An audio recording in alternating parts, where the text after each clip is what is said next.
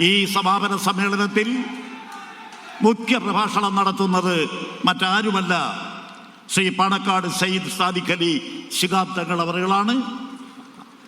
വളരെ വിനയത്തോടെ തങ്ങളെ ഞാൻ വേദിയിലേക്ക് ക്ഷണിക്കുന്നു.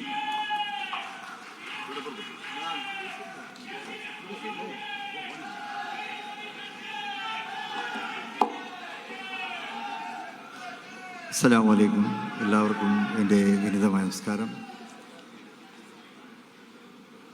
മതേതര ഇന്ത്യയുടെ ശക്തനായ തേരാളി ശ്രീ രാഹുൽ ഗാന്ധി അവറുകളെ, ഈ ജാഥയുടെ നായകൻ നമ്മുടെ പ്രതിപക്ഷ നേതാവ് ശ്രീ വി.ഡി. സതീശൻ അവറുകൾ, KPCCയുടെ സമ്മന്നതരായിട്ടുള്ള നേതാക്കളെ, വേദിയിൽ ഉപേക്ഷിതരായ ഐക്യജനാധിപത്യ മുന്നണിയുടെ സമ്മന്നതരായ നേതാക്കൾ, ഇവിടെ കൂടിയ പ്രിയ സഹപ്രവർത്തകന്മാരെ, സുഹൃത്തുക്കളെ, ശ്രീ വി.ഡി. സതീശൻ അവരുടെ നേതൃത്വത്തിൽ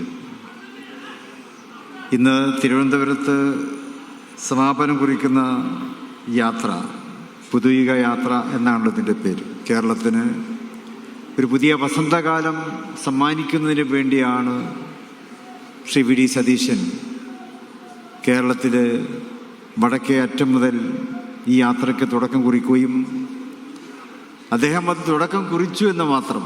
പക്ഷേ ഈ യാത്ര നടത്തിയത് കേരളത്തിലെ മുഴുവനും ജനങ്ങളാണ് എന്നുള്ളതാണ് ഈ പുതുയുഗ യാത്രയുടെ ഏറ്റവും വലിയ പ്രത്യേകത എന്നുള്ളത്.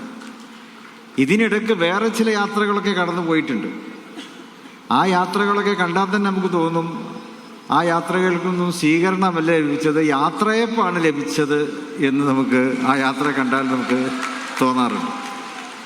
ഇത് കേരളത്തെ വീണ്ടെടുക്കുന്നതിന് വേണ്ടിയുള്ള യാത്രയാണ്. കേരളത്തിന് ചിലർക്കൊക്കെ യാത്രയപ്പ് നടത്താനുള്ള ഇലക്ഷനാണ് ഇനി വരാനിരിക്കുന്നത്. കേരളത്തിന് ഒരു പുതിയ ഭരണത്തെ നേടിയെടുക്കുവാനുള്ള ഇലക്ഷൻ കൂടിയാണ് വരാനിരിക്കുന്നത്. അത് UDFൻ്റെ ഇലക്ഷനാണ്. UDF ഒറ്റക്കെട്ടാണ്, സർവസജ്ജമാണ്. മുമ്പൊരിക്കലും ഇല്ലാത്ത വിധത്തിൽ UDFൻ്റെ എല്ലാ മേഖലകളിലും എല്ലാ തലങ്ങളിലും ഐക്യവും കെട്ടുറപ്പും നമുക്ക് കാണുവാൻ സാധിക്കുകയാണ്. ഞാൻ ദീർഘിപ്പിക്കുന്നില്ല. കഴിഞ്ഞ തെരഞ്ഞെടുപ്പുകളിലെല്ലാം ഉപതെരഞ്ഞെടുപ്പുകളിലെല്ലാം നമുക്ക് വലിയ വിജയം കൈവരിക്കുവാൻ കഴിഞ്ഞു. അത് UDFൻ്റെ ഒറ്റക്കെട്ടായിട്ടുള്ള പ്രവർത്തനം മൂലമാണ്. നമുക്കൊരു കാര്യം വ്യക്തമാണ്, UDF എന്തെങ്കിലും മാർക്ക് ചെയ്തിട്ടുണ്ടെങ്കിൽ അത് നേടിയെടുത്തിട്ടുള്ള ചരിത്രമാണുള്ളത്. ഈ തെരഞ്ഞെടുപ്പ് UDF മാർക്ക് ചെയ്തിരിക്കുന്നു. UDF അത് നേടിയെടുക്കുക തന്നെ ചെയ്യും എന്ന് മാത്രം ഇവിടെ പങ്കുവെച്ചുകൊണ്ട് ഞാൻ എൻ്റെ വാക്കുകൾ ഉപസംഹരിക്കുന്നു. നന്ദി. ജയ് ഹിന്ദ്.